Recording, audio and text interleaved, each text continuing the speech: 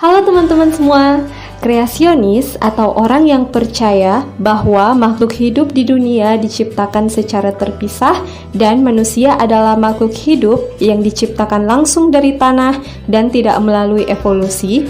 Mereka ini biasanya menerima kalau dalam makhluk hidup itu terdapat variasi karena pengaruh lingkungan. Seperti contohnya, paruh burung yang berubah bentuk sesuai dengan jenis makanannya. Tapi burung tetap akan melahirkan burung, dan burung tidak mungkin berubah menjadi kadal atau binatang lain. Begitu pula dengan makhluk hidup yang lainnya. Mereka tidak mempercayai makroevolusi. Lantas, apa itu makroevolusi? Bagaimana kesalahpahaman kreasionis ini bisa terjadi? Simak video ini sampai habis. Mikroevolusi adalah proses rangkaian perubahan evolusioner yang terjadi pada populasi spesies tunggal dalam periode waktu yang relatif singkat. Contohnya adalah munculnya variasi dalam spesies anjing, variasi bentuk paruh burung finch, munculnya jangkrik yang tidak bersuara, dan mikroevolusi ini disebabkan oleh seleksi alam, migrasi, perkawinan, mutasi aliran gen, dan pergeseran genetik. Sebelum membahas tentang makroevolusi, pertama-tama kita harus mengetahui dulu tentang apa itu mikroevolusi. Mikroevolusi itu biasa juga disebut dengan rapid evolution yang telah kita bahas di video sebelumnya.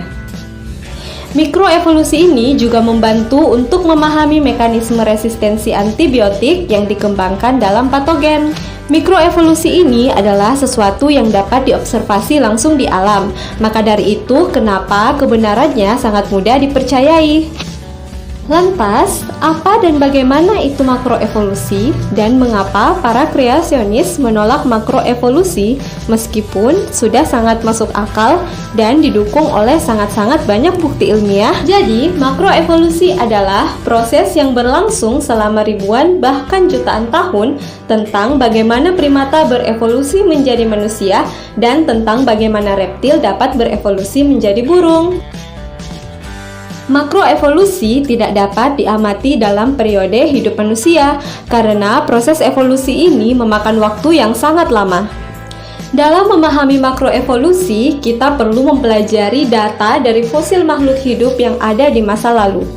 Serta berdasarkan fosil evolusi ini, kita dapat memahami mikroevolusi itu sebenarnya mengarah pada makroevolusi. Evolusi mikro dan evolusi makro terjadi melalui mekanisme yang sama, yaitu mutasi genetik dan seleksi alam yang pada akhirnya mikroevolusi menyebabkan terjadinya makroevolusi. Pada dasarnya, perbedaan antara mikroevolusi dan makroevolusi ini terletak pada rentan waktunya. Mikroevolusi terjadi dalam waktu yang singkat, sedangkan makroevolusi terjadi dalam waktu yang sangat lama. Dan makroevolusi ini terjadi dalam skala kecil dalam satu populasi spesies. Makroevolusi adalah konsep evolusi yang dijelaskan oleh Darwin. Makroevolusi menjelaskan tentang bagaimana spesies baru berasal dari nenek moyang yang sama, seperti manusia dan simpanse yang memiliki nenek moyang yang sama. Hal inilah yang menjadi penyebab kreasionis menolak makroevolusi meskipun buktinya sangat-sangat banyak.